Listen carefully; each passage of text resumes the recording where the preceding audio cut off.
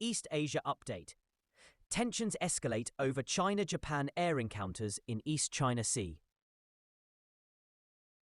According to Japan's defense ministry, Chinese military aircraft twice flew unusually close to Japanese surveillance planes during separate incidents over international waters. The first encounter occurred on Wednesday morning, followed by a second incident on Thursday. In both cases, Chinese JH-7 fighter bombers reportedly approached Japanese YS-11 intelligence-gathering aircraft during what Japan called routine patrols. In response, China's defense ministry firmly rejected the accusation.